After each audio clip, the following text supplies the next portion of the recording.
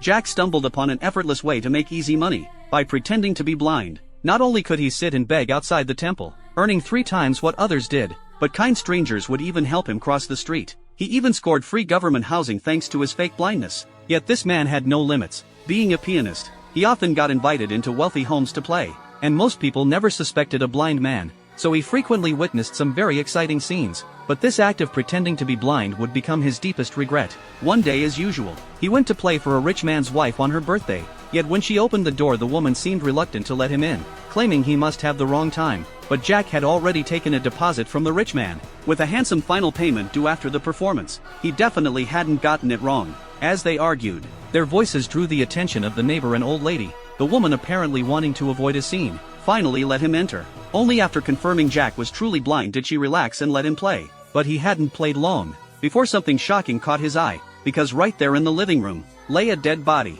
He finally understood why she hadn't wanted him inside, yet he couldn't show any nerves, so he excused himself to use the bathroom, passing through the living room. To maintain his blind act, he accidentally stepped in a blood-like substance on the floor, thinking the bathroom would let him calm down, but it turned out to be the scariest place, because the killer was hiding right there, weapon in hand. He nearly wet himself, terrified the killer would discover him and attack. Thankfully his urgent need was convincing enough, and didn't raise suspicion. Walking back past the living room, he saw clearly the dead man was the rich man himself. Though terrified inside, he forced himself to keep playing calmly. Meanwhile the woman pretended to call the rich man, saying he'd be home in 10 minutes. Then right in front of Jack, they brazenly started handling the body. Soon enough, the man stuffed the corpse into a suitcase, ready to drag it away and dispose of it. The wife Simi even walked to the door, to create the illusion she was waiting for her husband's return. Then Simi played a recording of the rich man's voice, pretending to talk to her husband right in front of Jack. But after just a few words,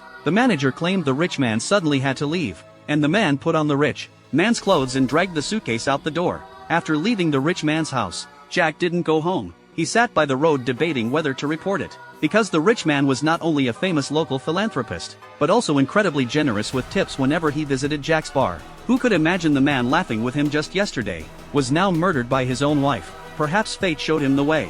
A lottery vendor's words nearby helped him decide.